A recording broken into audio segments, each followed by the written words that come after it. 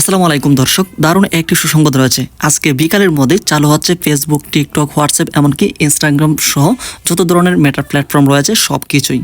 তো এইখানে এই নিউজটি কিন্তু আজকে কিন্তু দেওয়া হয়েছে একটু আগে। আপনারা এখানে কিন্তু দেখতেই পাচ্ছেন বিকেলের মধ্যেই চালু হচ্ছে ফেসবুক, টিকটক, এমনকি হোয়াটসঅ্যাপ, এমনকি যত ধরনের মেটা প্ল্যাটফর্ম কিংবা যত ধরনের সোশ্যাল প্ল্যাটফর্ম রয়েছে সব কিছু কিন্তু বাংলাদেশে আজ বিকেলের মধ্যেই চালু হবে। তো কয়টার দিকে চালু হবে এই বিষয়ে জানতে হলে সম্পূর্ণ ভিডিওটি দেখতে থাকুন। ওকে, তো এইখানে আপনারা ঠিক দেখতেই পাচ্ছেন হেডলাইনে এখানে দেয়া রয়েছে বিকেলের মধ্যেই চালু হচ্ছে ফেসবুক, টিকটক, এমনকি যত ধরনের মেটা প্ল্যাটফর্ম, সোশ্যাল প্ল্যাটফর্ম রয়েছে সব কিছু কিন্তু আজ বিকেলের মধ্যেই চালু হতে যাচ্ছে।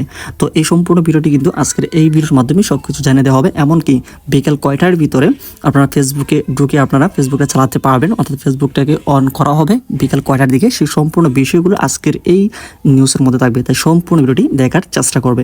তার আগে ছোট্ট করে রিকোয়েস্ট করি, এখন যারা চ্যানেলটিকে সাবস্ক্রাইব করেনি অবশ্যই চ্যানেলটিকে সাবস্ক্রাইব করা রাখবে। ওকে, তো এখানে আমরা হেডলাইন কিন্তু দেখতে পাচ্ছি।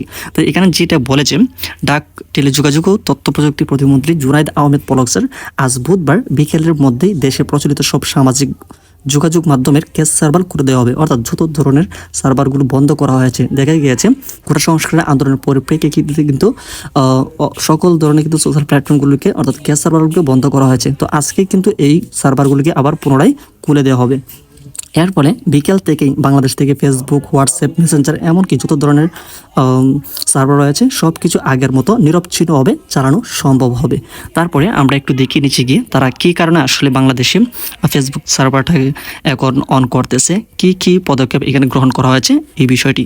তো নিচে আসলে আমরা কিন্তু দেখতে পাচ্ছি বুধবার 31 জুলাই অর্থাৎ আজকে দুপুরে রাজধানীর আগারগাঁওয়ে বিটিআরসি ভবন মিলনায়তনে ফেসবুক, ইউটিউব এবং টিকটকের সঙ্গে বৈঠক শেষে সংবাদ সম্মেলনে তিনি একথা বলেছেন। অর্থাৎ ফেসবুক, টিকটক, এমনকি সকল ধরনের মেটা প্ল্যাটফর্মের সাথে কিন্তু তারা যুক্ত হয়েছেন অনলাইন অর্থাৎ ভার্চুয়ালি, অর্থাৎ অনলাইন মিটিংয়ের মাধ্যমে তারা কিন্তু এই পুরো বিষয়ে ডিসকাস করেছে। বাংলাদেশের সকল বিষয়গুলি এখানে তুলে ধরা হয়েছে। তারপরে আমরা কিন্তু দেখতে পাচ্ছি ফেসবুক কর্তৃপক্ষ সরাসরি বিটিআরসিতে না আসায় অনলাইনে মেটার প্রতিনিধি দলের সঙ্গে বৈঠক করেন। তথ্য প্রযুক্তি প্রতিমন্ত্রী জুনাইদ আহমেদ এই বিষয়টি কিন্তু তারা দেখিয়েছেন। এখানে আরও বলা হয়েছে, এ সময় বাংলাদেশ টেলিযোগাযোগ নিয়ন্ত্রক কমিশনের বিটিআরসি চেয়ারম্যান সহ বিভিন্ন পর্যায়ের উচ্চপদস্থ কর্মকর্তারাও উপস্থিত ছিলেন। জুনাইদ আহমেদ পলক স্যার এই বিষয়ে বৈঠকে গুজব, অপপ্রচার বন্ধে ভবিষ্যতে সরকারকে সর্বোচ্চ সহযোগিতার প্রতিশ্রুতি দিয়েই এই 3 প্ল্যাটফর্ম কোটা সংস্কার আন্দোলন ঘিরে সহিংসতার মধ্যে গত 17 জুলাই রাতে মোবাইল ইন্টারনেট এবং 18 জুলাই রাতে ব্রডব্যান্ড কানেকশন বন্ধ হয়ে যায়।